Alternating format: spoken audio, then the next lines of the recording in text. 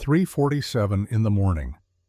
The grandfather clock in the servants' hall of Ravenshire Estate chimed once, then fell silent, as if even time itself was exhausted by the endless rhythm of servitude. Dr. Lyra Evangeline Hargrove stood at the industrial steel sink in the scullery, her hands submerged in water so scalding hot it had stopped registering as pain 20 minutes ago. The skin on her knuckles was cracked and bleeding, staining the soapy water pale pink. She counted mechanically. 178 dinner plates, 179. 23 champagne flutes from the conservatory still waited. The count never ended. 42 years old. Once upon a lifetime, those same hands had held a scalpel steady enough to remove a tumor the size of a golf ball from a Marine sergeant's frontal lobe at Walter Reed Medical Center. 3 millimeters of error would have cost the man his ability to speak. Her hands hadn't wavered. Not once. She'd saved 317 lives over 15 years of surgical practice. Now those hands scrubbed congealed béarnaise sauce off china plates worth more than most people's monthly rent. The irony tasted like copper and failure. Behind her, the sharp click of Italian leather on Vermont marble announced Mrs. Isolde Thorne's arrival before the woman spoke. The head housekeeper moved with the measured precision of someone who'd spent 45 years perfecting the art of silent judgment. Each footstep was a metronome of contempt. "You missed the champagne flutes in the conservatory, Hargrove." The voice could have etched glass. Lyra's shoulders tensed, but she kept her hands moving. 180 plates. She didn't turn around. 6 months of employment had taught her that eye contact with Mrs. Thorne was an invitation to extended humiliation. "I'll get them when I finish the dinner service, ma'am. You'll get them now." The words cracked like a whip. "Or you'll explain to Lord Ravenshire why his property is being neglected by incompetent staff who can't follow simple instructions." Incompetent. The word hung in the cold air between them, heavy with malice.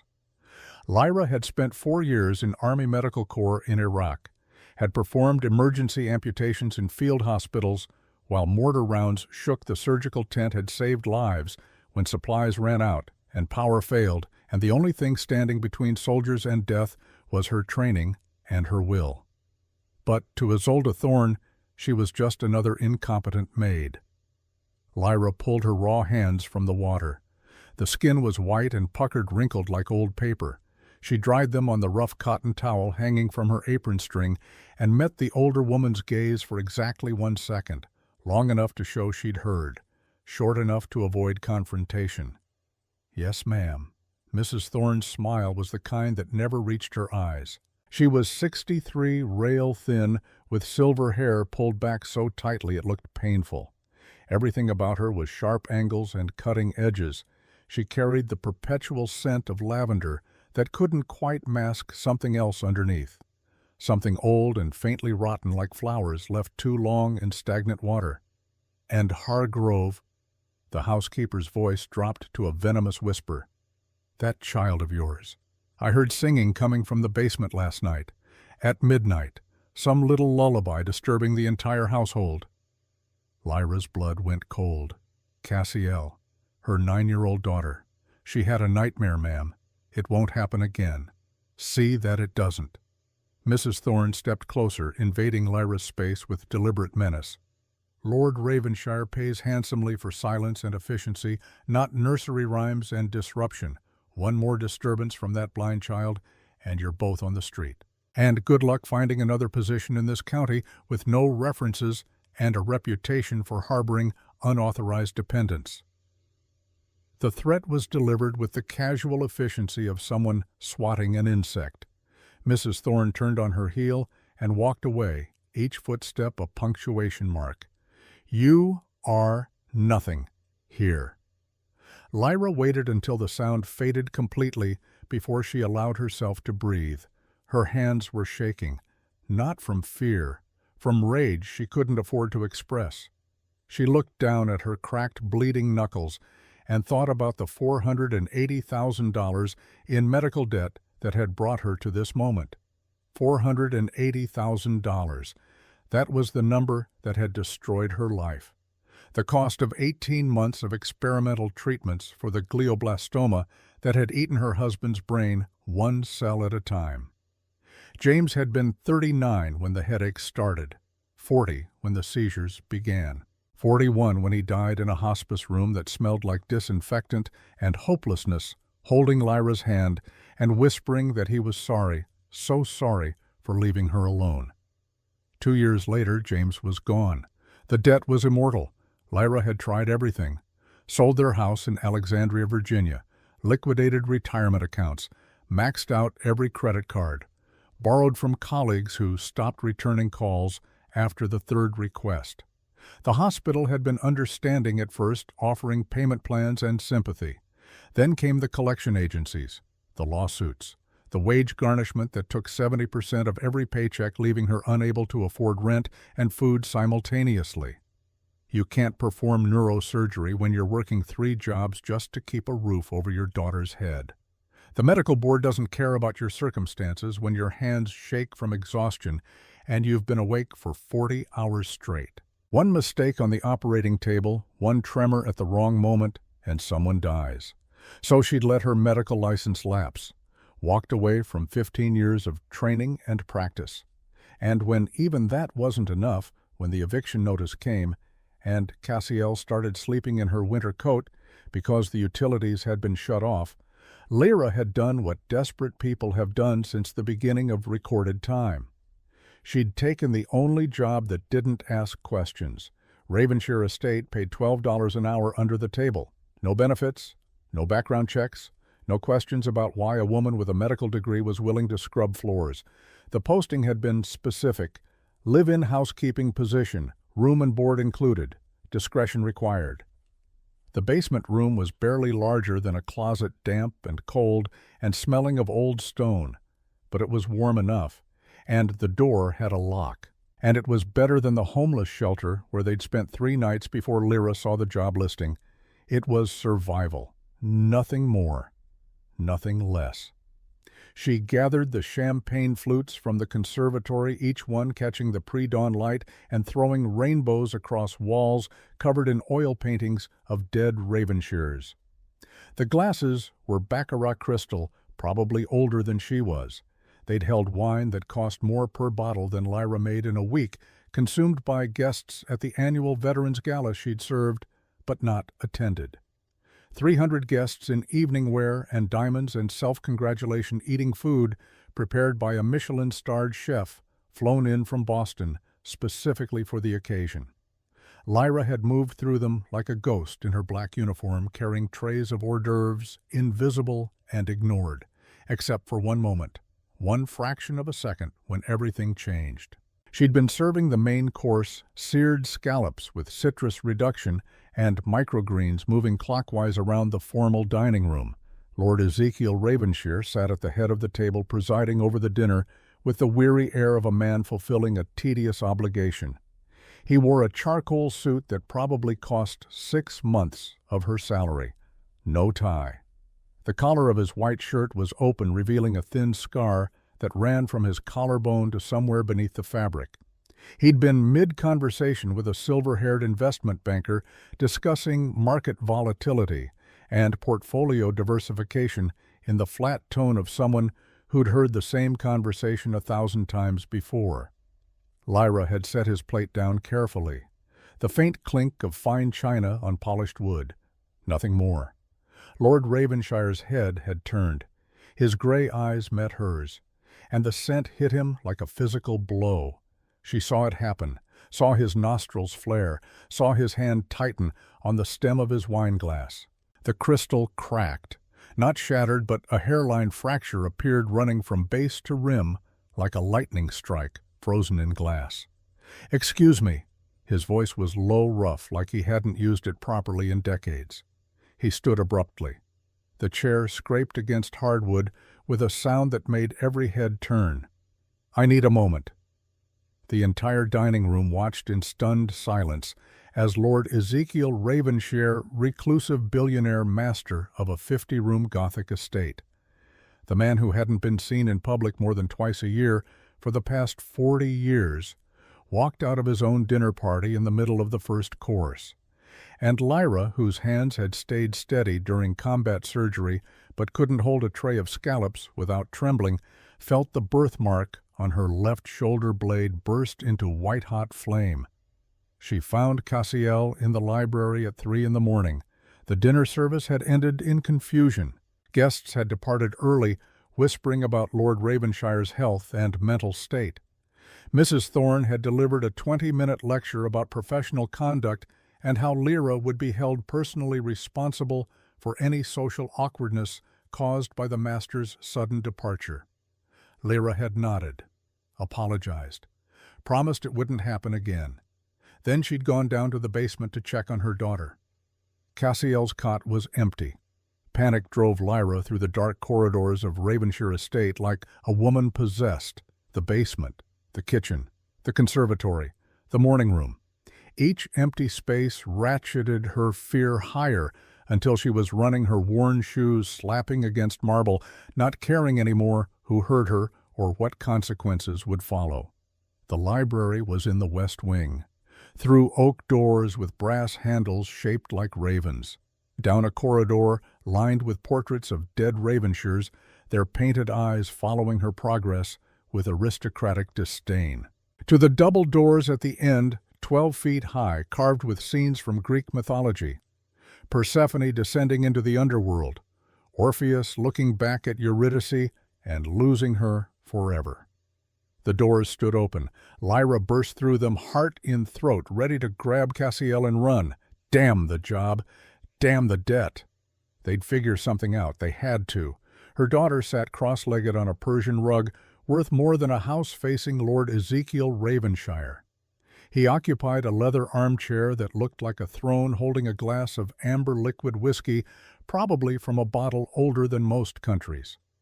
He wasn't drinking, just staring into the glass like it contained answers to questions he'd forgotten how to ask. Cassiel was talking, her voice soft but clear, carrying through the cavernous library. And Mama says I can't see anything, but that's not exactly true. I see colors around people, like halos, kind of. Auras, I call them. You have so much blue around you, mister. More blue than anyone I've ever met. The color of deep water and old grief. Lord Ravenshire's gaze flicked to Lyra. Up close his face was even more striking. All hard lines and sharp angles like he'd been carved from marble by an artist who specialized in tragic beauty. He looked to be in his early 40s, but something about his eyes suggested impossible age. They were the gray of storm clouds over the Atlantic, and they held centuries. Your daughter is very perceptive, Dr. Hargrove. The title stopped Lyra cold. Dr. Hargrove, not the maid, not Hargrove. Her proper title spoken aloud for the first time in 2 years. She crossed the room in 3 strides and scooped Cassiel into her arms. I'm so sorry, Lord Ravenshire. She must have sleepwalked. It won't happen again. We'll leave right now. I'll pack our things. The painting. Cassiel's voice cut through her mother's panic. Mama, look at the painting on the wall, above the fireplace. Lyra's eyes followed her daughter's pointing finger. The portrait was massive, 8 feet tall, 6 feet wide, in an ornate gilt frame. Oil on canvas. It showed a man and a woman in 18th century dress. The man was younger than the Ezekiel sitting before them now, but unmistakably the same person. Dark hair instead of silver, less haunted, almost happy. The woman was breathtaking, dark hair piled high in elaborate curls, a crimson gown with a low neckline, violet-gray eyes that seemed to follow the viewer, and on her left shoulder, clearly visible above the dress, a birthmark, star-shaped or flower-shaped depending on perspective. The artist had rendered it in meticulous detail, every petal, every fractured point, the exact pattern that had been etched into Lyra's own skin since the day she was born. Sir, Cassiel's voice was very small, very certain, the voice of a child who saw things others couldn't. My mama has a mark just like that lady in the painting, on her shoulder, exactly the same. The whiskey glass slipped from Ezekiel's fingers. It hit the floor and shattered. crystal shards scattered across Persian silk like diamonds, like stars, like 300 years of hope breaking into pieces. Lord Ezekiel Ravenshire stood slowly moving with the controlled precision of someone who didn't trust his own strength. He took one step toward Lyra, then another. His eyes never left hers. When he spoke, his voice was barely a whisper, desperate, broken, raw with centuries of grief. "Show me. Please, Dr. Hargrove, show me the mark." Every instinct screamed at Lyra to run. This man, this stranger, this employer she'd barely spoken to in 6 months was looking at her like she was a ghost, like she was the answer to a prayer he'd stopped saying 300 years ago. "I don't understand what you want. The mark on your shoulder." His voice cracked, actually cracked. "Serafina had one, exactly where you're touching now. I need to see it. I need to know if—" He stopped, breathed. "Please." Lyra's hands were shaking. The world had tilted sideways and nothing made sense anymore. But Cassiel was solid and warm in her arms, and that was real. That was true. So Lyra set her daughter down carefully on the rug, turned her back to Lord Ravenshire, and with fingers that fumbled on buttons she pulled down the collar of her uniform just enough to expose her left shoulder blade. The silence that followed was absolute. No breathing, no heartbeats. Even the clock on the mantel seemed to stop ticking. Then, very quietly, like a man standing at the edge of an abyss, Ezekiel Ravenshire spoke 3 words that changed everything. "You came back." His hand reached out, stopped an inch from her skin. The air between his palm and her birthmark crackled with something Lyra couldn't name. Static electricity, or something older. Something that predated electricity and language and the neat categories of science she'd spent her adult life believing in. Serafina. The name was a prayer, a curse, a question wrapped in 3 centuries of longing. "My stars, you kept your promise. You found your way home." Lyra spun around, yanking her collar back up with shaking hands. "My name is Lyra. I don't know who Serafina is, but I'm not her. I'm nobody special. Just a widow with crushing debt and a daughter to feed. Whatever you think you see, I don't think." Ezekiel's eyes were no longer gray. They were silver, bright and burning like molten metal. "I know. That mark, it's a soul seal. It binds 2 lives across lifetimes. When Serafina died in my arms in 1720, she promised she'd find me again, that the stars would mark her return. I've been searching every face in every crowd for 612 years, and tonight, in that dining room, I smelled lavender and gunpowder and old magic, and I knew. I finally knew. 612 years. The number was impossible. Insane. Lyra grabbed Cassiel's hand. "We're leaving. Right now. Thank you for your hospitality, Lord Ravenshire, but my daughter and I, $480,000. The number stopped her like a bullet. She turned slowly. Ezekiel walked to the massive oak desk that dominated one corner of the library, opened a drawer, pulled out a leather checkbook that looked like it belonged in a museum. His handwriting was elegant and old-fashioned as he wrote all loops and flourishes that belonged to a different century. "That's your debt, isn't it? Medical bills from your husband's treatment, glioblastoma, experimental therapies that didn't work, collection agencies, lawsuits, wage garnishment. The reason you're here scrubbing my floors at 3 in the morning instead of saving lives in an operating theater." How did he know that? How did he know any of it? He tore the check free, held it out. The amount was written clearly, $480,000. "I'll pay it, every penny, wire transfer. It'll clear in 48 hours. In exchange for 90 days, 3 months. You stay here as my guest, not my employee. Let me prove what you are, what we are. If at the end of those 90 days I'm wrong, you take the money and leave. No strings, no obligations." Lyra stared at the check. Freedom, the ability to practice medicine again, to give Cassiel stability, security, a future that didn't involve basement rooms and hunger and cold. And if you're right, the question came out before she could stop it. Ezekiel's smile was infinitely sad. Then you'll remember, and I'll finally stop being alone. Cassiel tugged on Lyra's sleeve. Mama, his blue is turning gold, like sunrise, like hope. I think he's telling the truth. $480,000. Freedom from the crushing weight that had bent her spine and stolen her sleep for 2 years. All she had to do was stay in this Gothic mansion for 90 days and let this strange, broken man believe she was someone she wasn't. What choice did she have? What choice had she ever had? Lyra took the check. Her fingers brushed his. The shock that ran through her body was electric, painful, like touching a live wire. The birthmark on her shoulder blade blazed white-hot, and for just a second, less than a heartbeat, she saw something impossible. A ballroom, candlelight, a woman in a crimson gown dancing with a man in black velvet. Their laughter was the sound of pure joy. The mark on her shoulder glowed like starlight. The man leaned close to whisper, I will love you beyond death, beyond time, beyond the ending of all things. Then the vision vanished. Lyra stood in a library at 3 a.m, holding a check that would change her life, trying very hard not to believe in impossible things. 90 days, she heard herself say. Not 1 day more. Ezekiel Ravenshire bowed.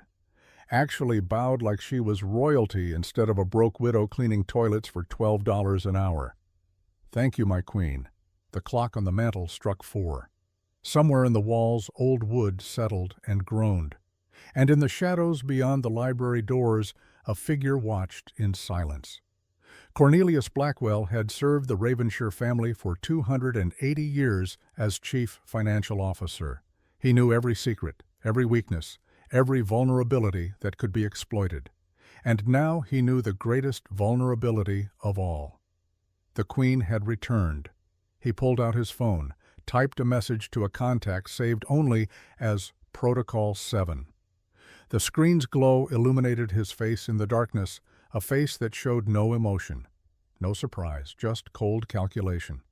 She's here. Initiate Phase 1. The endgame begins tonight. He hit send, smiled a smile that never reached his eyes, and disappeared into the darkness like smoke, leaving only the faint scent of old money and older betrayals. The game, after 612 years of waiting, was finally in play. The check cleared in exactly 48 hours. Lyra watched the numbers change on her phone screen in the lavender suite, sitting on a bed softer than clouds.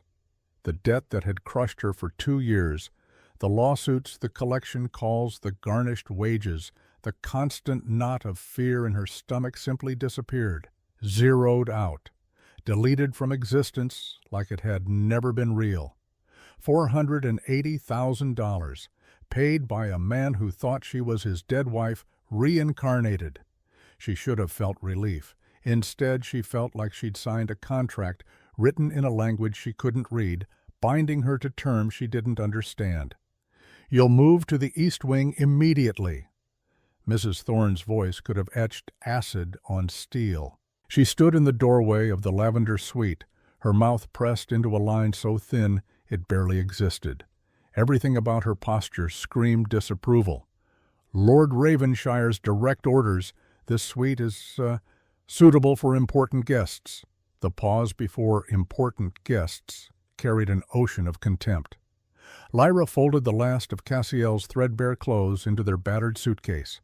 Everything they owned in the world fit in 2 bags. That's very generous of Lord Ravenshire. Generous? Mrs. Thorne's laugh was sharp as broken glass. The entire household is talking Dr. Hargrove, a peasant maid and her blind child elevated to the guest wing overnight. Lord Ravenshire paying off your debts, spending hours alone with you in the library. It's unseemly. It's scandalous. And when his obsession fades, and it will fade, you'll fall much harder than you rose. I'll personally ensure it. The threat hung in the air like poison gas. Cassiel sat on the 4-poster bed hugging her stuffed rabbit. She has black smoke around her, Mama. It's getting thicker, like oil spreading on water. I know, baby. Lyra zipped the suitcase with more force than necessary. But we only have to stay 90 days. Then we leave. We'll get an apartment. I'll retake the medical board exams. Everything will go back to normal." Even as she said it, the lie tasted bitter. Nothing would ever be normal again. The lavender suite occupied the entire third floor of the east wing, accessible by a private spiral staircase that wound up from the main hall. Lyra climbed it with Cassiel's hand in hers, their footsteps muffled by carpet so thick it felt like walking on clouds. The suite was larger than their entire apartment in Alexandria had been. A sitting room with floor-to-ceiling windows overlooking the Vermont mountains. A bedroom with a canopy bed that could sleep four. A bathroom with a clawfoot tub and fixtures that looked like they belonged in Versailles. The walls were papered in silk the color of twilight. The furniture was French provincial, delicate, expensive, museum quality. And everywhere in crystal vases on every surface, fresh lavender filled the air with a scent that made Lyra's head swim. "It smells like the garden where Daddy proposed to you." Cassiel's voice was soft with wonder. "The botanical gardens in Alexandria. How did Lord Ravenshire know?" Lyra had no answer. She unpacked mechanically, hanging their few clothes in a closet the size of their old bathroom. When she opened the dresser drawers, she found them already lined with fresh paper scented with, of course, lavender. Someone had been preparing this room, waiting for her. A knock at the door made her jump. Edmund, the elderly butler who'd worked for the Ravenshire family since before Lyra was born, stood in the hallway. He was thin and stooped with gentle eyes and hands that trembled slightly with age or palsy. His voice was kind. "Lord Ravenshire requests your presence in the library, Dr. Hargrove, at your earliest convenience." Dr. Hargrove, not Miss Hargrove, not the maid. Her proper title spoken with respect. "I'll be right there. Edmund, can you stay with Cassiel?" "Of course, Doctor. We'll be fine. Won't we, young miss?" Cassiel nodded, already exploring the sitting room with her hands mapping the furniture in her mental geography. Lyra changed out of the black uniform she'd worn for 6 months, put on the one civilian dress she owned, navy blue, modest 6 years out of style, braided her hair, looked at herself in an ornate mirror and saw a stranger, a woman who'd taken money from a man claiming to be over 6 centuries old. A woman who'd agreed to pretend she might be someone's lost love because the alternative was homelessness. What did that make her? The library looked different in afternoon sunlight. The books lining the walls, thousands of them floor to ceiling, glowed warm amber in the light streaming through windows tall as trees. Ezekiel stood by one of those windows backlit, so he was more silhouette than man. He'd changed too. No formal suit, just a white linen shirt with the sleeves rolled to his elbows and dark trousers. Casual, almost human, except for the absolute stillness. Most people shifted weight constantly, adjusted posture, made 100 tiny unconscious movements. Ezekiel could have been a statue. "Thank you for coming." He gestured to a table near the fireplace. "I thought we should begin the verification process." "Begin what exactly?" "Proving it. What you are, who you were, what we are to each other." He walked to the table, moving with predatory grace. On it sat a leather journal worn soft with age and handling. This belonged to Serafina. She kept medical notes, case studies, treatment protocols she developed, observations about anatomy and disease that were decades ahead of contemporary understanding. Lyra approached cautiously, like the journal might bite. It was open to a page covered in handwriting. Elegant, precise. The letters perfectly formed, not a single cross-out or correction visible, and completely impossibly familiar. She'd seen that handwriting before, in her own notebooks from medical school, in the journals she'd kept during her residency, the same slant to the letters, the same pressure on upstrokes, the same unconscious habit of dotting I's with tiny circles instead of simple dots. "This is a trick." Her voice sounded distant in her own ears. "Someone forged this to mess with my head. Read it, please." Against her better judgment, her eyes dropped to the page. The entry was dated March 14, 1718, a case study of a patient with the falling sickness epilepsy in modern terminology. The observations were detailed, clinical, professional. The treatment protocol described was almost exactly what Lyra herself would have prescribed in a modern context. Valerian root to calm neural activity, controlled diet to maintain blood sugar stability, stress reduction through meditation and rest. At the bottom of the page, a single line in the same elegant hand. Personal note, the lavender tincture also helps with the headaches that plague me each full moon. Curious correlation. Must investigate further. Lyra's hand moved involuntarily to her temple. She got headaches. Every full moon, regular as clockwork, had since she was a teenager. The only thing that helped was lavender oil rubbed into her temples and the base of her skull. That's just a coincidence. Lots of people get headaches. Lots of people use lavender for, is it? Ezekiel opened another journal, then another. 13 volumes total lined up on the table like soldiers. She wrote compulsively. Medical observations, philosophical musings, personal reflections. I've kept them all these years. Perhaps you'd like to read more. Lyra stepped back from the table like it was on fire. I agreed to 90 days. I didn't agree to this. Whatever psychological game you're playing, it's not a game. The pain in his voice was raw enough to draw blood. I lost her, Lyra. I held Seraphina while she burned, while witch hunters tied her to a post in Edinburgh and set her on fire because they were terrified of her intelligence, her power, her refusal to be small and silent and obedient. I tried to save her. God knows I tried. But I was too late, always too late. She burned in my arms, and her last words were, "Find me." So I've searched. For 612 years, every face, every crowd, every country, hoping. And now you're here and you have her mark, her handwriting, her scent, her soul, and you won't even consider, I'm not her. The words exploded out of Lyra like a shockwave.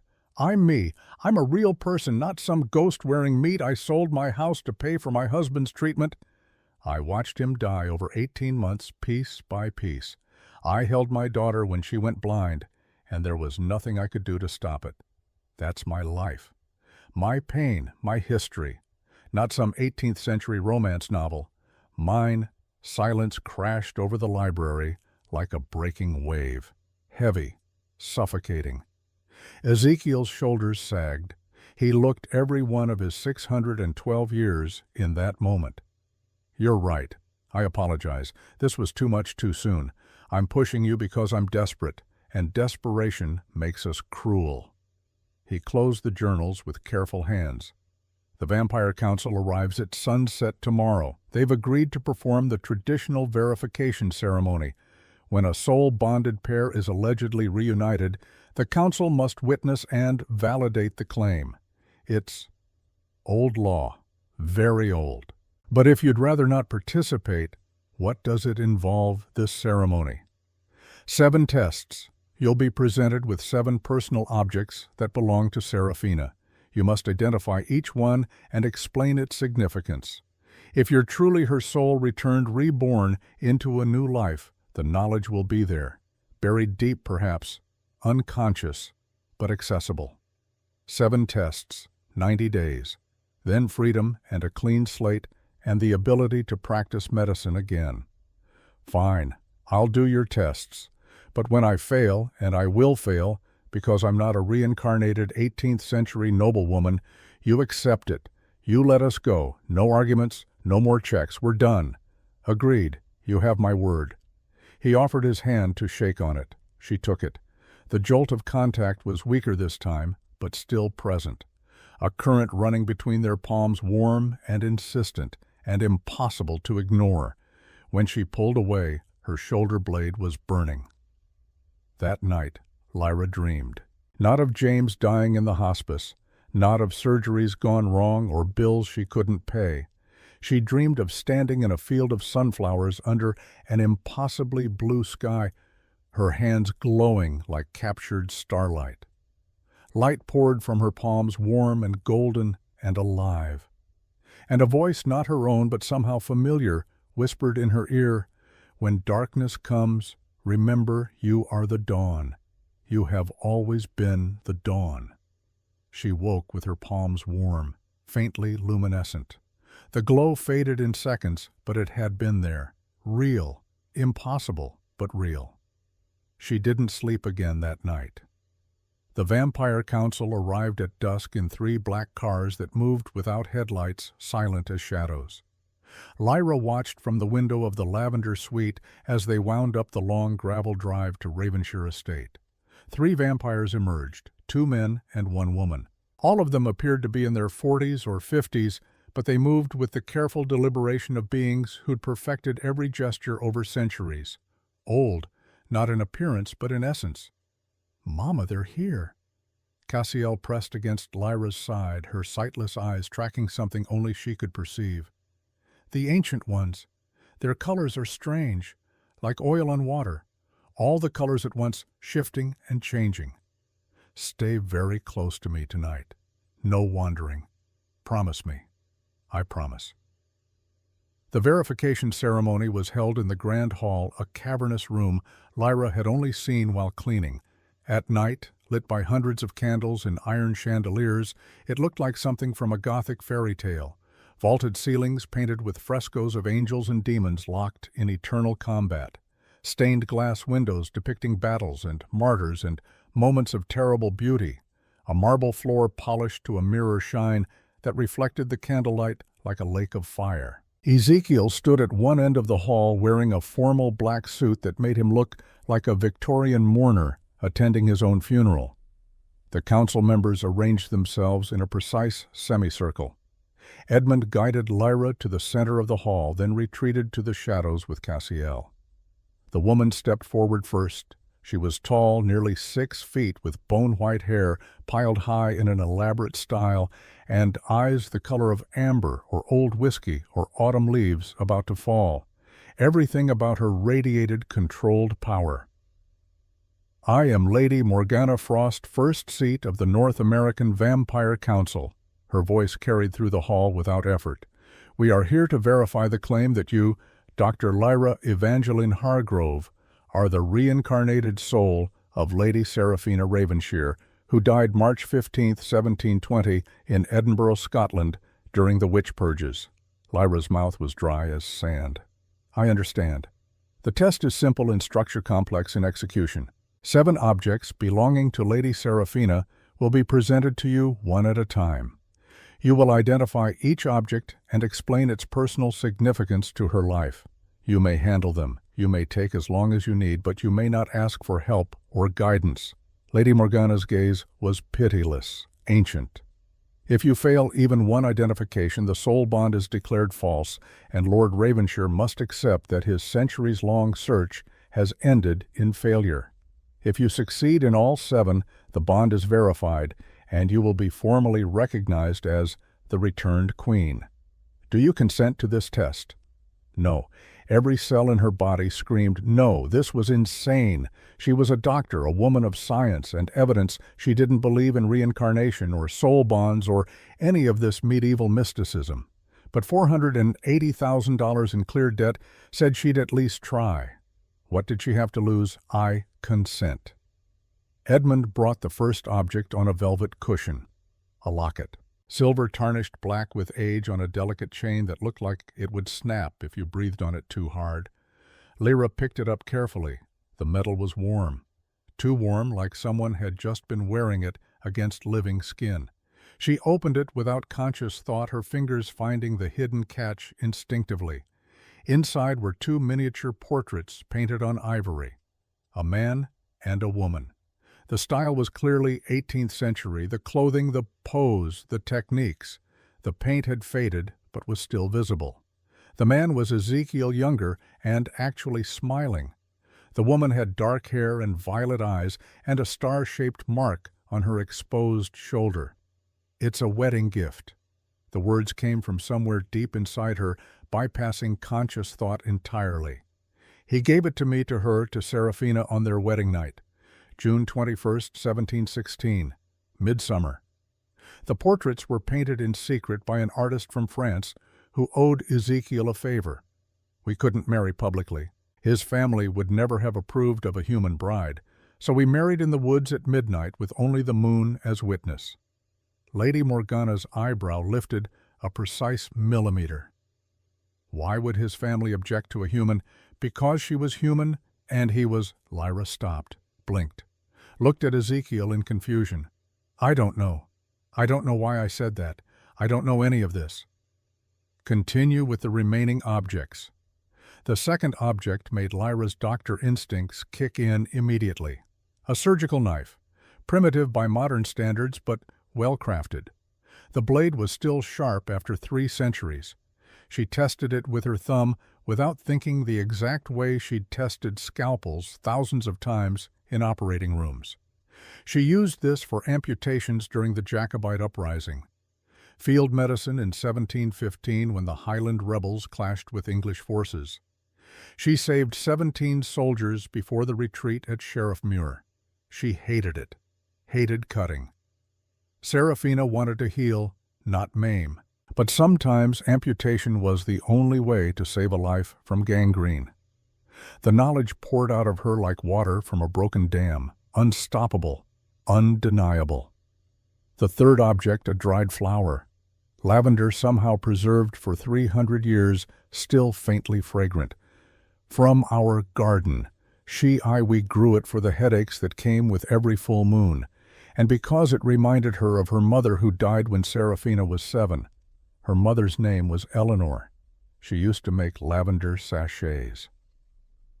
The fourth, a book of poetry, spine-cracked pages, dog-eared and marked with annotations in that familiar handwriting. Milton, Paradise Lost, her favorite. She read it to Ezekiel on nights when his nightmares got too bad. Nightmares about the Crusades, about Jerusalem in 1187, about things he'd done that couldn't be undone. The fifth, a silver ring, simple and unadorned, worn smooth by centuries of handling. His mother's wedding ring, the only thing he had left of her after she died in the plague. He gave it to Serafina as a promise. I will love you beyond death, beyond time, beyond the ending of all things. Those exact words. The sixth object made Lyra's hand hesitate. A small glass vial containing dark liquid that looked like old blood. Poison, hemlock extract. She made it herself from plants in the garden, not to kill anyone, to escape if the witch hunters came. She'd rather die by her own hand than burn. She kept it hidden in...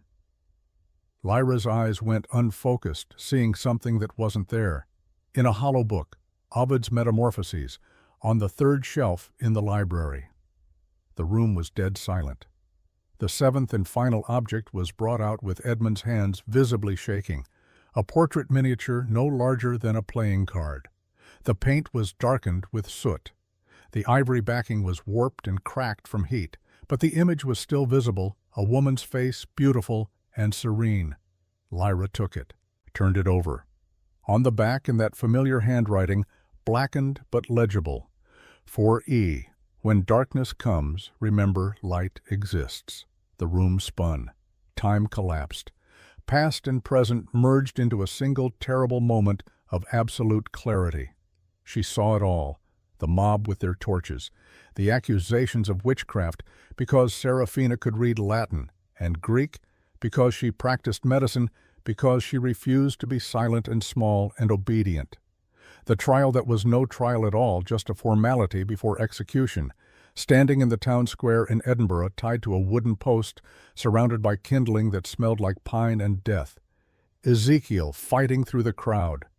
Too late, all was too late, the flames rising, the smoke choking her lungs, the pain beyond description.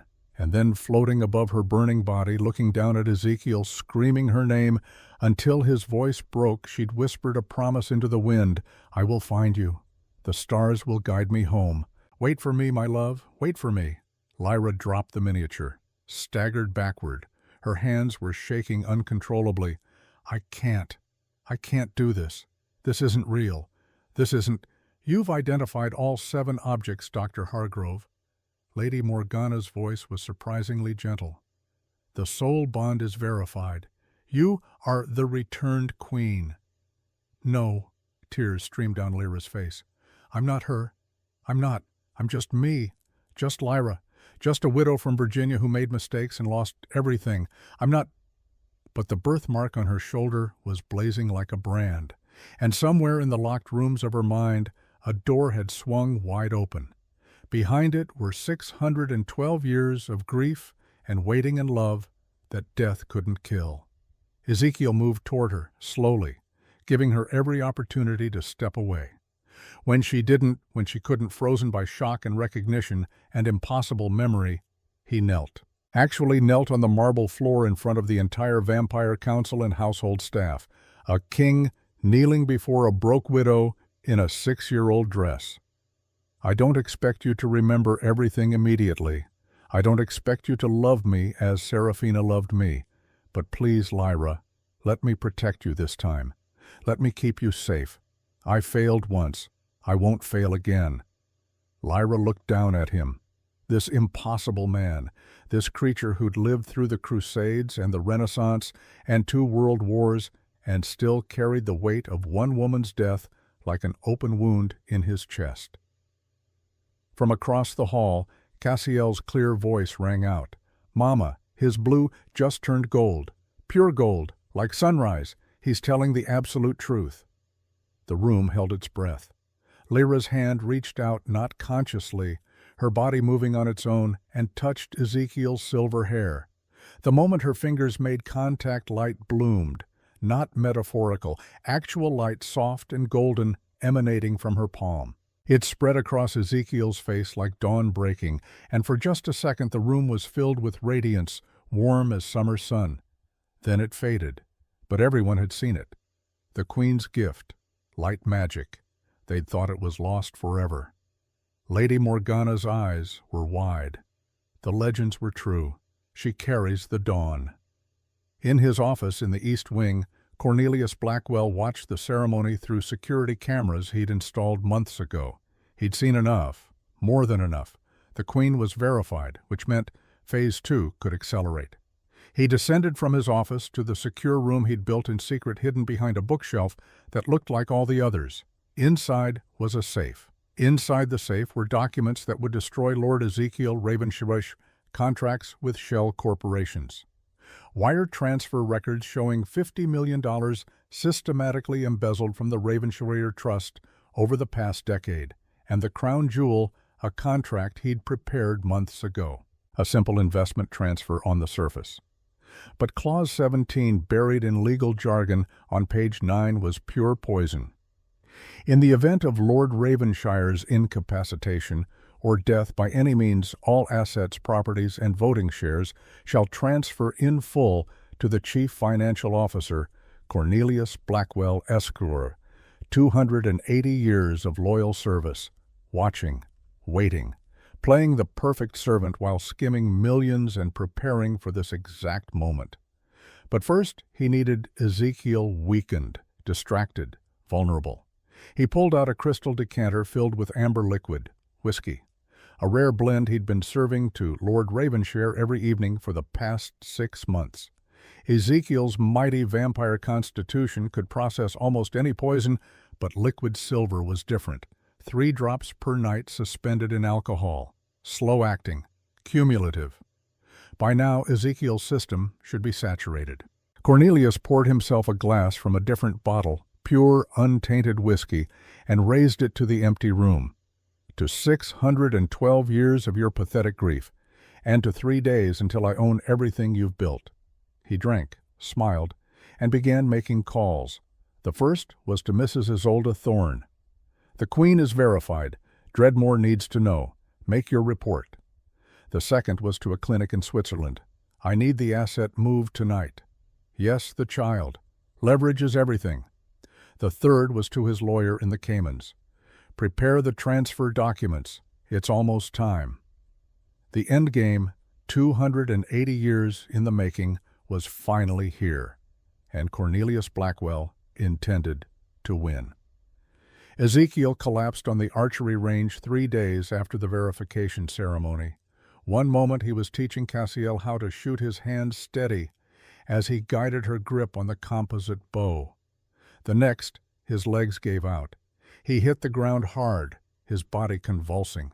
Silver lines blazed across his exposed forearms, intricate patterns like cracks in porcelain spreading from his hands toward his heart.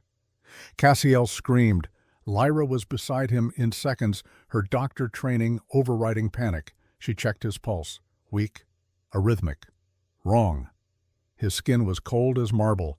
The silver lines pulsed with each irregular heartbeat, converging on his chest like roads leading to Rome.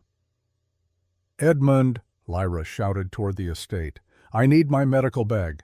Now," but even as she gave orders, her mind was racing through differential diagnoses. The symptoms matched nothing in conventional medicine: seizures, hypothermia, some kind of systemic toxicity spreading through his vascular system. The silver lines under his skin weren't metaphorical, they were literal. Particulate matter in his bloodstream. Poisoning. Someone was poisoning him. The revelation hit like lightning. The weakness he'd mentioned, the tremors in his hands, the blurred vision. All symptoms that had started around the same time Lyra arrived at Ravenshire Estate. And Ezekiel had mentioned, what was it that Cornelius had suggested? A new whiskey blend. Cornelius, the chief financial officer who'd served the family for 280 years. Edmund arrived gasping, clutching the medical bag Lyra hadn't touched in 2 years. She ripped it open, pulled out her stethoscope, listened to Ezekiel's heart. Ventricular fibrillation. Chaotic. If he'd been human, he'd already be dead, but he wasn't human, which meant conventional treatment wouldn't work. Think. Think like a combat surgeon. What did you have in Iraq when there was no hospital, no equipment, nothing but your hands and your brain, and soldiers dying because you weren't fast enough, smart enough, good enough? Ice, Lyra snapped at Edmund. As much as you can carry. And a car battery from the garage. Move. The old butler ran. Lyra turned to Cassiel. Baby, I need you to be my eyes. Look at his aura. Tell me where the poison is concentrated.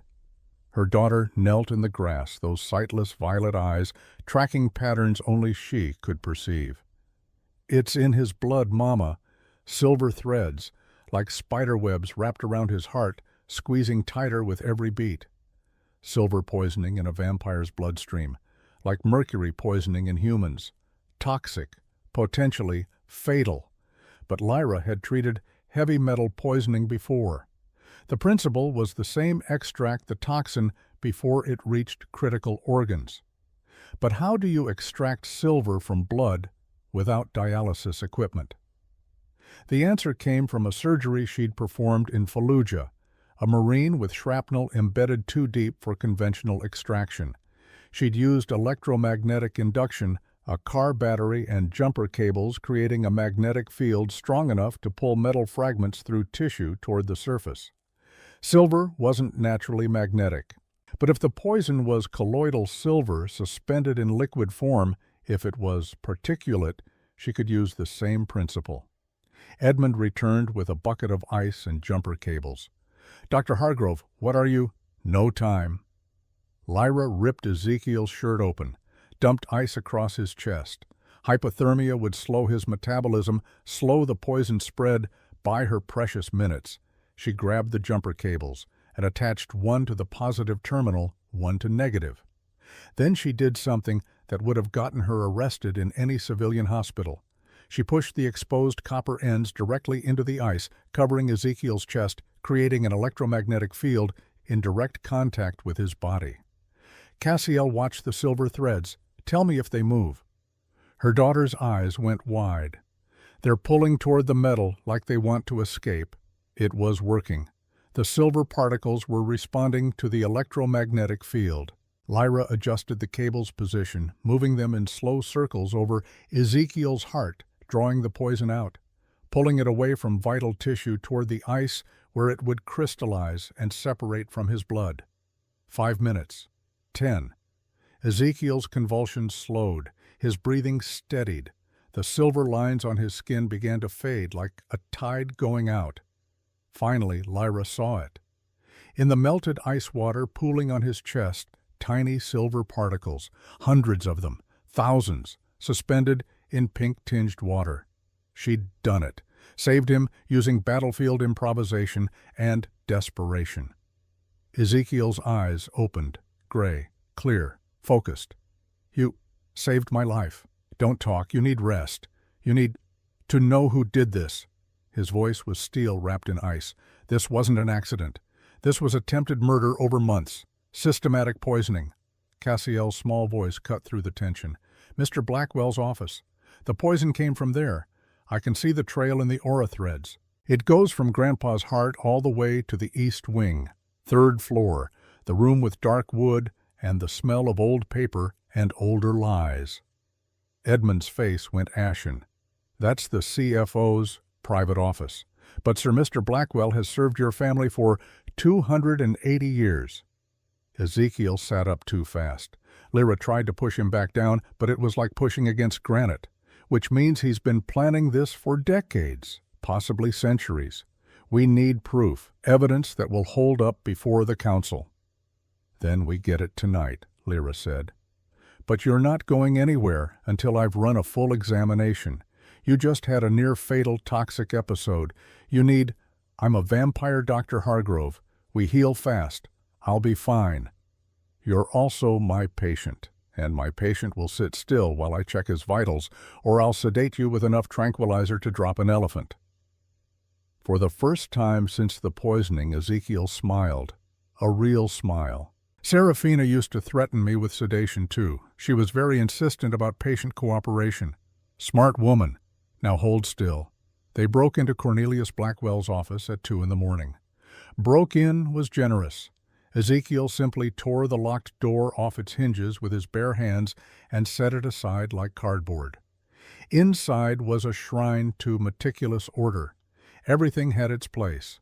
Mahogany desk, leather chair, filing cabinets labeled with obsessive precision, a portrait of some long-dead Ravenshire on the wall, and prominently displayed on the desk a crystal decanter filled with amber liquid that caught the moonlight. Ezekiel lifted it, sniffed. His face went hard. "Whiskey. The exact blend Cornelius has been bringing to my study every night for 6 months. For the stress," he said, "to help you relax." Lyra took it from him, poured a small amount into a glass, held it up to the lamplight. There a faint shimmer, metallic, unnatural. Liquid silver, suspended in alcohol. 3 drops per night, you said. Every night. Like clockwork, always served at 9 p.m. exactly. Slow poisoning, small enough doses that you'd attribute symptoms to stress or fatigue. Brilliant, actually. By the time you realized something was wrong, the damage would be catastrophic. She set the glass down carefully, like it might explode. But why? What does he gain from killing you? Edmund was already at the filing cabinets, his trembling hands surprisingly efficient. "Lord Ravenshire, you need to see this." The files were meticulous. Wire transfer records going back a decade, shell corporations with names like Thornfield Holdings and Ravenshire International Development, offshore accounts in the Cayman Islands, Switzerland, Luxembourg, and at the bottom of the drawer a contract with Lord Ravenshire's signature, or an extremely good forgery. Ezekiel read it, his face getting colder with each sentence. $50 million. Embezzled from the Ravenshire Trust over 10 years, funneled through fake companies, and this clause on page 9, he pointed with a shaking finger. "If I die or become incapacitated, all assets transfer to the chief financial officer. Everything, the estate, the investments, 612 years of accumulated wealth, all of it." "He's been planning this for decades," Edmund whispered, waiting for the perfect moment. "The Queen's return," Lyra said. "He knew you'd be distracted, vulnerable, emotional. He used your love as a weapon against you." Cassiel tugged on Lyra's sleeve. "Mama, there's more. In the safe behind that painting. I can see it glowing. Dark magic. Contracts written in blood and betrayal." The safe was old-fashioned. Combination lock. Ezekiel ripped the entire painting off the wall and crushed the lock mechanism with one hand. Inside were more documents. Names Lyra didn't recognize. Payment receipts. and a ledger listing 12 staff members each receiving monthly deposits from an account registered to Dreadmore Holdings, LLC. Ezekiel's finger stopped on one name. His voice was hollow. Mrs. Isolde Thorne, the head housekeeper, 45 years of service, a spy the entire time. "We call an emergency council session." Lyra said, her mind already working through the legal strategy. "Present this evidence. Formal charges. Let them handle. Already done." Edmund had his phone to his ear. "Lady Morgana, emergency situation. Yes, ma'am. Tonight. I understand. 1 hour." He hung up. "The council convenes in 60 minutes. Grand Hall. They'll hear the evidence, Lord Ravenshire, but you'll need to present it formally with proper protocol and witnesses." Ezekiel gathered the files with shaking hands. "Then Cornelius Blackwell is about to learn what happens when you betray someone who survived the Crusades, the Black Death, the French Revolution, 2 world wars, and 612 years of grief." But before they could leave the office, Cassiel made a small sound of distress. "What is it, baby?" Lyra knelt beside her. "I need to talk to Mr. Blackwell before the trial. Please, Mama, there's something he needs to know. Something about his aura I have to tell him." "Absolutely not. He's dangerous. He tried to kill—" "I'll be with her," Edmund said quietly. "I won't let anything happen to the young miss. But if she says it's important, I believe her. The child sees things we don't." Lyra looked at Cassiel's determined face. Her daughter, 9 years old and braver than soldiers twice her age. 5 minutes, I'll be right outside the door. The holding cell was in the basement. Cornelius Blackwell sat on a narrow bench looking perfectly composed despite his imprisonment. His suit was still immaculate, his silver hair perfectly combed. He looked like a CFO waiting for a board meeting, not a criminal awaiting trial. When Cassiel entered with Edmund, Cornelius's expression didn't change. "A blind child. How quaint. You can't possibly see me, little girl." "I see your aura, Mr. Blackwell." Cassiel stood in the center of the cell, her sightless eyes seeming to look right through him. "It's turning gray, like smoke from a dying fire, like ash and endings." He stiffened. "What nonsense is this?" "The poison you gave Lord Ravenshire. You tested it on yourself first, didn't you, to make sure the dosage was right, to make sure it would work slowly enough that he wouldn't suspect. But you made a mistake, Mr. Blackwell. You took too much during your testing. And silver poisoning is cumulative, even in vampires." Cornelius's hand moved unconsciously to his chest. Felt the faint tremor there, the weakness he'd been attributing to age and stress. "Your aura shows me 3 days, Mr. Blackwell, maybe 4 if you rest. Then your heart will stop. The same poison you used as a weapon is killing you too." The color drained from his face. "That's impossible. I was careful. I calculated—" "You calculated wrong. I can see the silver threads wrapped around your heart, just like they were around Lord Ravenshire's. Except his are gone now. My mama saved him, but there's nobody to save you." Cornelius stood abruptly, paced the small cell. His perfect composure was cracking. "If what you say is true, and I'm not admitting anything, but if it were true, could your mother, could Dr. Hargrove—" "Maybe, if you confessed everything. If you told the council the whole truth, if you cooperated fully, maybe then they'd let her try to save you." She turned to leave, then paused at the door. "Or you can keep your secrets, Mr. Blackwell. Keep your pride and your schemes, and die in 3 days, knowing that you poisoned yourself trying to murder someone who only ever trusted you." Cassiel walked out. The door closed, and Cornelius Blackwell was left alone with the knowledge that he'd engineered his own death. The Grand Hall filled with vampires summoned by emergency decree. Over 100 of them, the most powerful creatures in North America, arranged in concentric circles according to age and status. The oldest beings who remembered Rome and Athens and civilizations whose names had been forgotten occupied the inner ring. Lady Morgana sat on her throne-like chair, her amber eyes reflecting candlelight like a predator's. Lyra stood beside Ezekiel, clutching the files like weapons. Cassiel held her hand. Cornelius Blackwell entered last, escorted by guards. He looked perfect, composed. the very picture of a loyal servant falsely accused. When he saw the evidence in Ezekiel's hands, his expression didn't change. Not even a flicker. "Thank you all for attending this emergency session." Lady Morgana's voice cut through the murmuring crowd like a blade. "Lord Ravenshire has made serious accusations against his chief financial officer. Mr. Blackwell, you stand accused of embezzlement, attempted murder through systematic poisoning, and conspiracy. How do you plead?" Cornelius smiled, reasonable, regretful. "Not guilty, of course. These accusations are the unfortunate result of Lord Ravenshire's deteriorating mental state. He's been unwell, paranoid. The stress of the Queen's return has clearly clouded his judgment. I've served this family loyally for 280 years. These charges are absurd." "Then you won't object to examining the evidence." Ezekiel stepped forward, laid out the wire transfers, the offshore accounts, the poisoned whiskey, the contract with its buried clause. The council leaned in, examined, whispered among themselves. "These documents could be forgeries," Cornelius said smoothly. "Dr. Hargrove is new to our world. She has no legal standing in vampire affairs.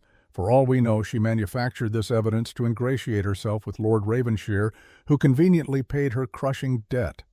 What wouldn't a desperate woman do for the man who saved her from financial ruin?" The insinuation hung in the air. Ugly, effective. Several council members nodded thoughtfully. Lyra's hands clenched into fists. "I'm a doctor, not a forger. I took an oath to do no harm. You're a desperate widow with a blind child and no prospects. You took an oath to survive." "Enough." Lady Morgana raised one pale hand. "The council will examine the documents through our forensic experts.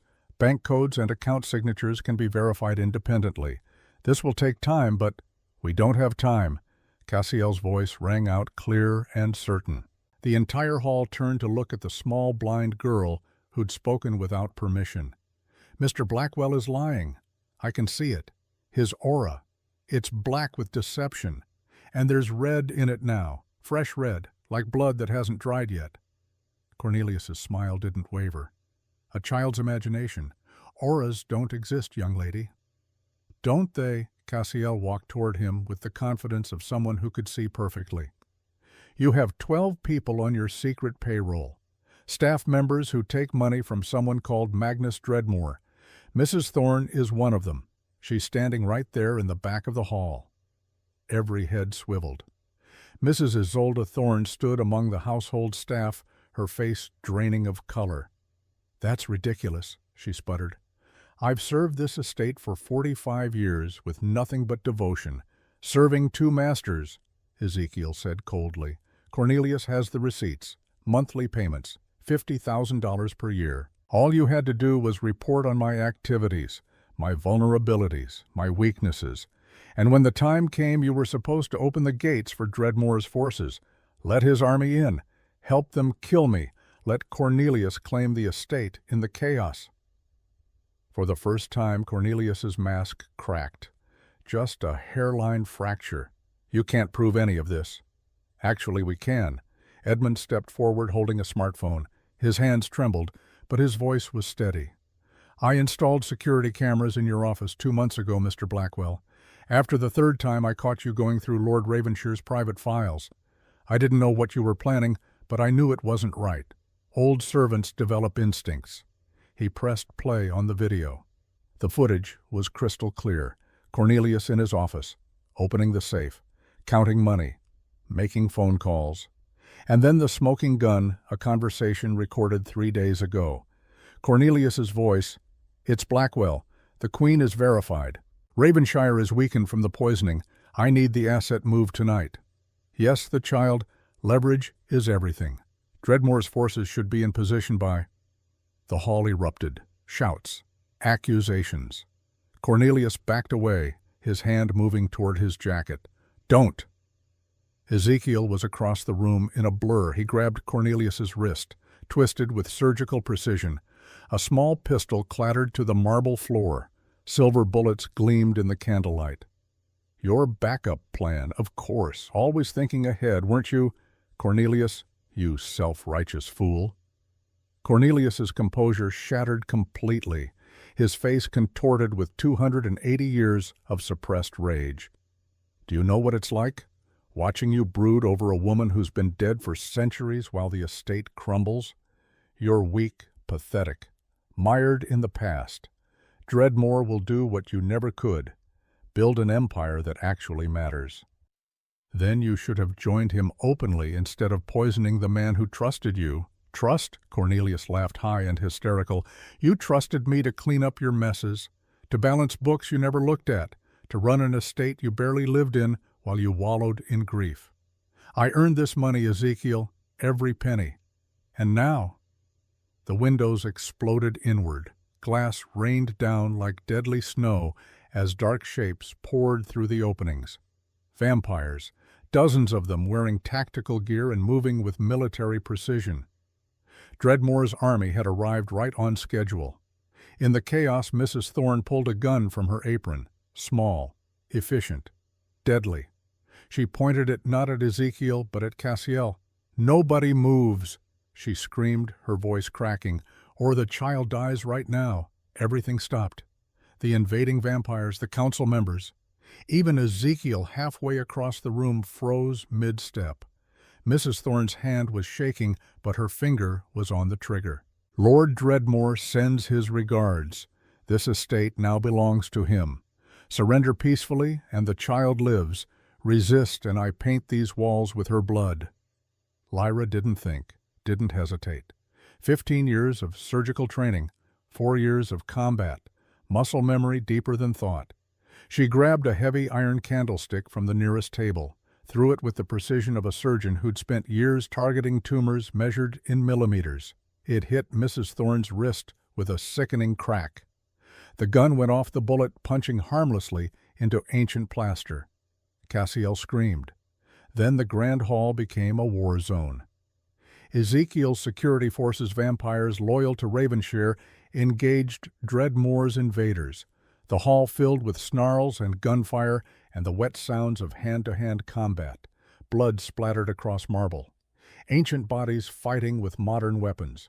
Lyra grabbed Cassiel and ran for the servants' entrance. Behind her, she heard Ezekiel roar a sound that wasn't human, wasn't civilized, was pure apex predator defending his territory. "This way." Edmund appeared in the doorway, waving frantically. "The safe room. It's—" A vampire in tactical gear materialized behind him. Young, fast, enhanced reflexes. He grabbed Edmund by the throat and lifted the elderly butler off the ground like he weighed nothing. Lyra didn't hesitate. She pulled the emergency scalpel from her medical bag, silver-plated standard Army Medical Corps issue from Iraq, and drove it into the vampire's kidney with surgical precision. The creature shrieked, dropped Edmund. Lyra grabbed the butler and ran Cassiel's hand tight in hers. The safe room was in the basement, reinforced steel door, biometric lock requiring a registered handprint. Edmund's hand was shaking too badly to activate the scanner. "Let me." Lyra pressed his palm flat against the reader. The lock clicked. The door swung open to reveal a room lined with weapons supplies and communication equipment. But before she could push Cassiel inside, Edmund gasped. "Dr. Hargrove behind you." A vampire in Dreadmore's tactical gear had followed them. He grabbed Edmund from behind, one arm around the old butler's throat. "The safe room. Perfect. I'll need the girl for leverage. Hand her over." "Run, doctor," Edmund shouted. "Get young miss to safety." The vampire snapped Edmund's neck with casual efficiency. The old butler's body dropped like a puppet with cut strings. "No!" Lyra's scream was rage and grief combined. Edmund. Kind Edmund, who'd helped them, who'd stood with them, who'd protected them. She shoved Cassiel into the safe room. "Lock it behind me. Don't open for anyone but me or Ezekiel. Mama no." Lyra sealed the door, heard the biometric lock engage, turned to face the vampire who'd killed Edmund. He was young, cocky, fast. He had every advantage. But Lyra had been a combat surgeon in Fallujah. She'd learned to fight in places where hesitation meant death. The silver scalpel was still in her hand. She feinted left, went right, drove the blade into his femoral artery. He howled. She twisted, pushed deeper, hit the bone. He backhanded her. She flew across the corridor, hit the wall hard enough to crack plaster. Her vision swam. Blood filled her mouth. But she'd bought time. The vampire was on the ground bleeding silver-tainted blood from a severed artery. He'd heal eventually, but not before Cassiel was safe. Lyra staggered back toward the grand hall. She had to help Ezekiel. Had to. The corridor spun. The world went dark. She woke to strong arms carrying her. Ezekiel's voice in her ear. "I've got you. Stay with me, Lyra. Stay with me. Cassiel's safe room. Edmund got her to safety. Ezekiel's voice broke. He's gone, but he saved her. Lyra's mind registered through the haze of pain and concussion. Edmund got Cassiel to safety. Past tense. He'd opened the safe room, secured Cassiel inside then. Then Mrs. Thorne had arrived with a vampire squad, had knocked Edmund unconscious, had dragged his unconscious body to the safe room. The biometric lock accepted any registered palm within 10 minutes of initial activation. A security feature Edmund had mentioned once designed to prevent accidental lockouts. Mrs. Thorne had used Edmund's hand to open the sealed room, had taken Cassiel. "No," Lyra whispered. "No, no, no. They have her." Ezekiel's face was anguished. Dreadmore's forces retreated. They took Cassiel as a hostage, as leverage. The grand hall was carnage, 20 vampires down, more wounded, blood on ancient marble, and in the center of it all, a vampire Lyra had never seen before. He was tall, broad, wearing a white suit that somehow remained spotless despite the chaos. When he smiled, it was the smile of a predator who'd already won. "Lord Ezekiel Ravenshire," his voice carried through the battle-scarred hall. "You've made this harder than necessary. Surrender the estate, acknowledge my territorial claim, and I'll return the child unharmed." Ezekiel, bleeding from a dozen wounds, stood tall. "Never." "Then I'll take what I want. Your estate, your wealth, and—" Sovereign Magnus Dreadmore gestured. Two of his soldiers dragged in a struggling figure, Cassiel. Lyra's heart stopped. Her daughter, her baby, in the hands of monsters. "The child is leverage," Dreadmore continued conversationally, "but what I really want is the queen, her blood. Legend says consuming it grants vampires the power to walk in sunlight. Imagine, our kind freed from our greatest weakness." He walked toward Lyra with the casual confidence of absolute power. "I have extensive research on this, Dr. Hargrove. The Queen's blood doesn't just grant temporary immunity like those fragile daylight rings that crack and fail. It's permanent, evolutionary. True freedom from the tyranny of darkness." He pulled out a knife, silver blade gleaming. "I'll make this quick. For your cooperation, I'll let your daughter live. Refuse and she dies first. Slowly." Lyra looked at Cassiel, held by monsters, looked at Ezekiel, bleeding and broken, looked at the knife in Dreadmore's hand, made her choice. "Let her go. I'll give you what you want." "Lyra, no." Ezekiel tried to stand. Dreadmore's soldiers held him down. "It's okay." She met those ancient gray eyes. "You've been protecting people for 612 years. Let me protect someone this time." She walked toward Dreadmore, offered her arm. "Just don't hurt my daughter." The Sovereign grabbed her wrist, raised the knife, and Lyra felt it. The birthmark on her shoulder blade, not burning this time, exploding, like the sun itself had been compressed into that star-shaped seal and was finally breaking free. Light erupted from her body, not candlelight, not lamplight. Solar radiance, pure, blinding, the kind of light that vampires couldn't survive. Dreadmore screamed, dropped the knife, staggered back as his skin blistered and cracked. Around the room, his soldiers shrieked and fled toward any shadows they could find. But there were no shadows. Lyra was the sun incarnate. The power poured out of her in waves. She didn't understand it, couldn't control it, but she could direct it. At Dreadmore, at the vampires holding Cassiel, at anyone who threatened her family. "You wanted my blood." Her voice echoed doubled, as if Seraphina was speaking through her. "You wanted the power of the Queen. Here it is, all of it." She raised her hand. The light intensified, focused became a laser that burned through the air itself. Dreadmore's skin began to crack. Fissures appeared glowing from within, like magma through broken earth. "Please," he gasped, his voice breaking. "Mercy! Did you show mercy to my daughter?" Lyra closed her fist. The light condensed, focused with surgical precision, punched through Dreadmore's chest exactly where his heart beat its last. For one eternal moment, his skeleton was visible through his flesh, every bone, every organ, illuminated from the inside like an X-ray made of pure sunlight. Then Sovereign Magnus Dreadmore, Lord of the Southern Territories, disintegrated, reduced to ash in seconds. His army fled. Those who couldn't escape the light fast enough died where they stood. Within minutes, it was over. Lyra collapsed. The light faded. Cassiel ran to her, tears streaming. "Mama, you did it. You saved everyone. Is she?" Ezekiel crawled over, pulled Lyra into his arms. "Please, not again. I can't lose you again." Lyra opened her eyes. Every cell in her body felt drained, exhausted. "I'm okay, just tired. What was that?"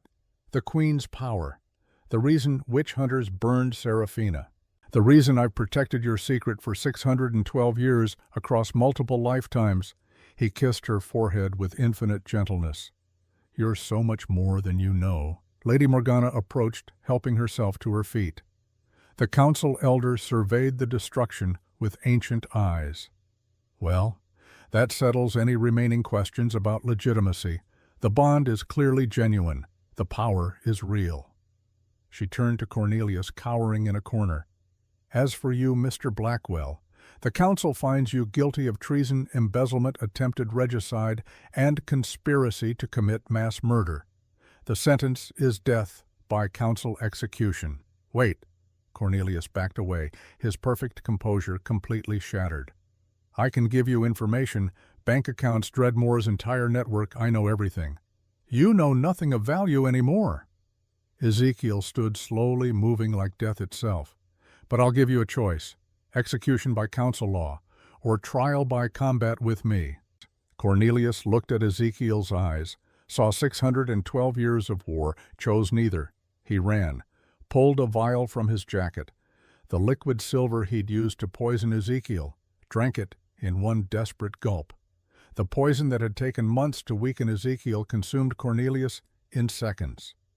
He burned from the inside out, screaming, thrashing, silver light pouring from his eyes and mouth, until there was nothing left but ash and the bitter scent of poetic justice. "Killed by his own weapon," Lady Morgana observed. "Appropriate." 18 months later. The Ravenshire Medical Clinic opened on a Tuesday morning in early spring. The building was new, modern glass and steel, designed to complement the Gothic aesthetic of the estate rather than clash with it. Inside was state-of-the-art equipment donated by the Ravenshire Trust. Outside was a simple sign: "Free medical care for veterans and their families.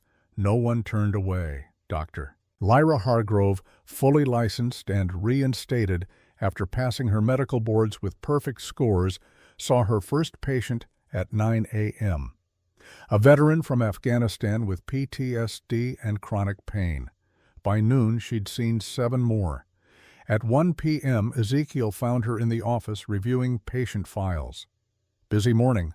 7 patients, 2 PTSD consultations, 1 prosthetic fitting, 3 follow-ups from last week.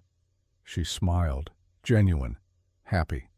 It feels good, helping people again, being a doctor again. You never stopped being a doctor. He handed her a cup of coffee fixed exactly how she liked it. "You saved my life with a car battery and jumper cables. You're more of a doctor than most people with 20 years of practice." We saved each other. On the desk between them sat 2 objects: a silver scalpel from Iraq, worn smooth from years of use, and the portrait miniature from 1720, cleaned and restored. "I've been thinking," Lyra said carefully, "about Seraphina, about who I was, who I am now, and I don't think I'm her, not entirely, but I carry pieces of her inside me, her knowledge, her memories, her love for you. It's like..." She searched for the right metaphor. Like I'm a house built on her foundation. Same bones, different rooms, similar architecture, but a completely new structure. Ezekiel nodded slowly. I can accept that. I fell in love with Serafina 612 years ago, but I'm falling in love with Lyra now. Different women, same soul, both equally remarkable. Through the window they could see Cassiel in the garden behind the clinic, 11 years old now, teaching a group of young vampires' orphans Ezekiel had taken in after Dreadmore's organization collapsed how to navigate by sound and spatial awareness. Her blindness had become her gift, her strength. She wants to be a teacher, Lyra said. Says she can help other kids who are different, who don't fit the normal boxes. She learned from the best. Ezekiel took Lyra's hand. You know, there's something I still don't fully understand. How did you know I was being poisoned? You're brilliant, but you identified silver poisoning without any tests or equipment. How? I didn't know, I felt it. She touched her shoulder where the birthmark lay quiet now. Just a mark. Just a reminder. The soul bond, when you collapsed something inside me, screamed danger. The same way I know when Cassiel is frightened or when something threatens my family. I just knew. Family. Ezekiel tested the word like wine. I like the sound of that.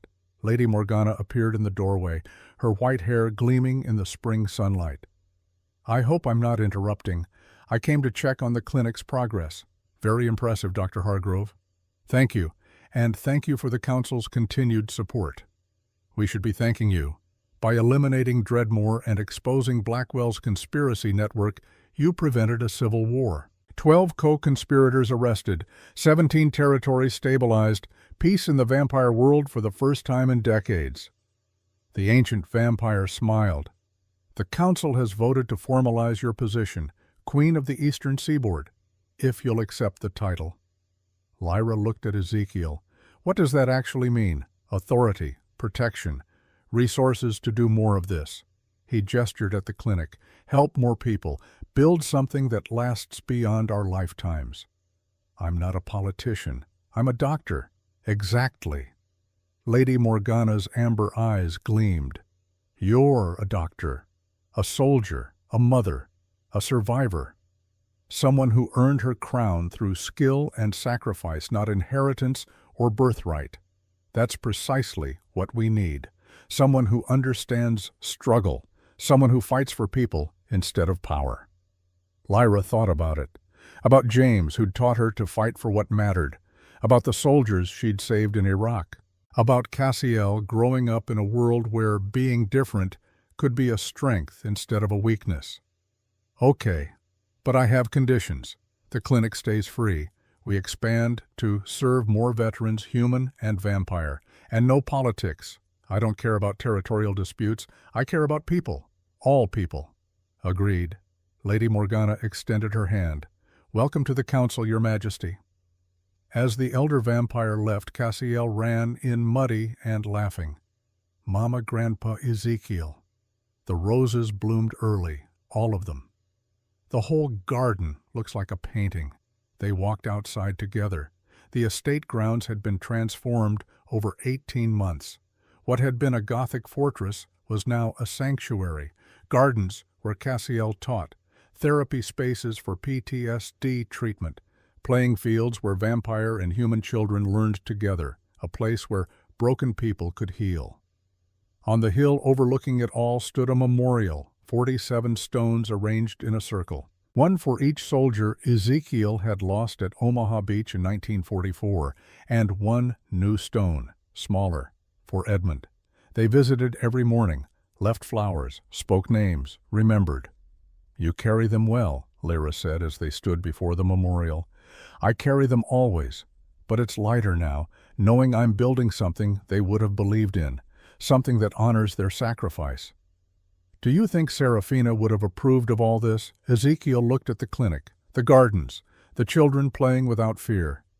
She always said the greatest power wasn't in titles or magic. It was in healing, in teaching, in protecting those who couldn't protect themselves. He turned to Lyra. So yes, I think she'd be proud of what you've become, of what we've built together. The sun set over Ravenshire Estate. Golden light painted the Gothic spires and modern glass in equal measure. Ezekiel stood in it without flinching, the daylight ring Lyra had helped design, allowing him to experience sunlight for the first time in 612 years. "You know what I learned?" Lyra said quietly. "Through all of this, what? That honor isn't inherited. It's earned every single day. Through the choices we make, the people we protect, the legacy we build one decision at a time." And what legacy is that? She looked at her daughter laughing in the garden, at Ezekiel no longer alone, at the clinic that would save hundreds, at the memorial that remembered the fallen, at the scalpel on her desk, the tool she'd carried through war and loss and rebuilding. That skill matters more than title, that earned respect beats inherited power, that the people society calls broken are often the only ones strong enough to fix what's shattered. She touched the birthmark on her shoulder.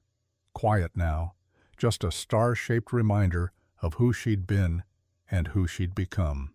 Because sometimes, Lyra said, the maid becomes the queen, not by magic or destiny, but by being the only one willing to stand up when everyone else kneels, by fighting when others flee, by healing when others hurt. Ezekiel pulled her close. "To earned crowns and hard-won peace." "To earned crowns," she echoed. And in the garden, Cassiel's laughter rang out like bells, the sound of joy that death couldn't kill and time couldn't fade, the sound of a family forged in fire and blood and impossible love, the sound of home. On Lyra's desk, the scalpel and the portrait sat side by side, past and present, Seraphina and Lyra, two women, one soul, both doctors. Both fighters, both queens who earned their crowns through service and sacrifice. The sun dipped below the horizon. Night came. And in Ravenshire Estate Sanctuary Clinic home, the lights came on, warm, welcoming, safe. A beacon promising that, even in darkness, dawn would always return.